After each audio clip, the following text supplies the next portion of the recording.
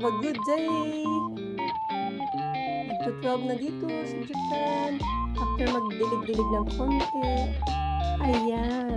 Ito na yung ating brunch. Breakfast and lunch. Kasi twice na ako nakain.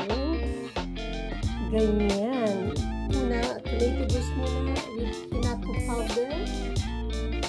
Beans powder. Yung mga ganyan. At parang iniinom before tayo kain ng breakfast or brunch na ito.